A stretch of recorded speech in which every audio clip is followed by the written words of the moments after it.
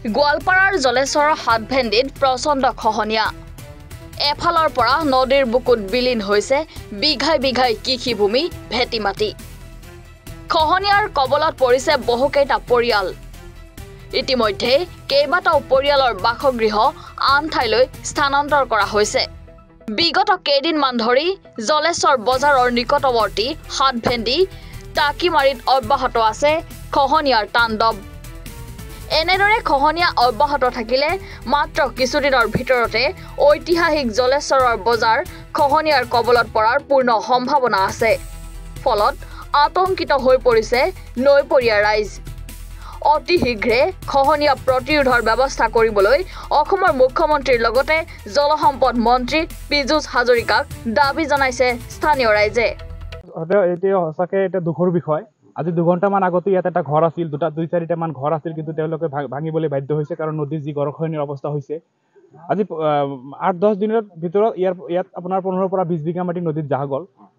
অত্যন্ত দুখৰ বিষয় বিভাগীয় কৰ্তৃপক্ষৰ লগতে আমাৰ সন্মানীয় বিধায়ক আফতাবউদ্দিন মোল্লা সাহেবে এবাৰ ইয়াত পৰিভ্ৰমণ কৰিব নাহিল দুখ লাগিছে কমসে কম তেওঁ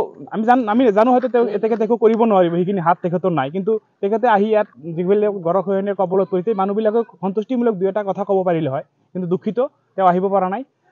মই আপোনালোকৰ যোগেদি যেহেতু জলেশ্বৰখন এখন ঐতিহাসিক অঞ্চল বহুত পুৰণা এখন গাঁও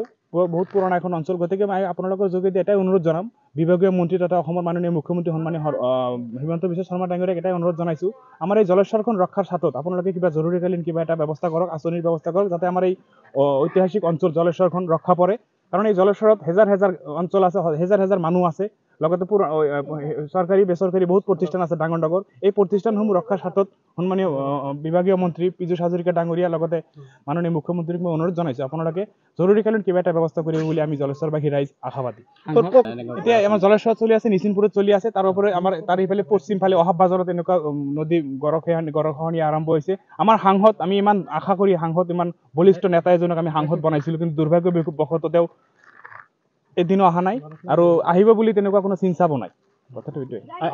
কিমান ঘৰ মানুহৰ এতিয়ালৈকে যা গ'ল বা কিমানখন গাঁও ইতিমধ্যে বিলীন হৈছে ইতিমধ্যে 2-4খন এইকেইটা দিনত প্ৰায় 2খনমান গাঁও বিলীন হোৱাৰ পথত আৰু 25 পৰা 30খন ঘৰ ইতিমধ্যে ভাঙি লৈ বেলেগ ঠাইত স্থানান্তৰ কৰিছে বিগত দিনত কিমানখন গাঁও বিলীন হ'ল বিগত দিনত প্ৰায় 3-4টা পুৰণা গাঁও টানভিটা বুলি এটা গাঁও আছিল হাতভেন্দিৰ এটা পাৰ্ট গুচি গৈছে টাকিমাৰীৰ এটা সাইড গুচি গৈছে এনেকৈ 3-4টা মান তাৰিৰ ভিটা অলপ এটা পাৰ্ট গৈছে 3-4টা মান অলৰেডি বিলীন হোৱাৰ পথত এনেকৈ যদি গৰাখহনীয়া চলি থাকে জলেশ্বৰৰ ভাবুকি আহিব এনেকুৱা গৰাখহনীয়া চলি থাকিলে ইয়াৰ পৰা জলেশ্বৰৰ পৰা 200 কিলোমিটাৰ এনেকুৱাকৈ চলি থাকি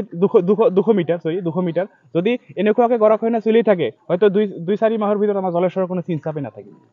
গতিকে মই অনুৰোধ জনাইছোঁ চৰকাৰ পক্ষক স্থায়ী প্ৰতিৰোধ হয় স্থায়ী কিবা প্ৰতিৰোধৰ ব্যৱস্থা কৰিলে আমি জলেশ্বৰবাসী ৰাইজ সুখী হ'ম তথা চৰকাৰৰ এটা ভাল কাম কৰা হ'ব বুলি আমি আশাবাদী আছোঁ লখিমপুৰৰ পৰা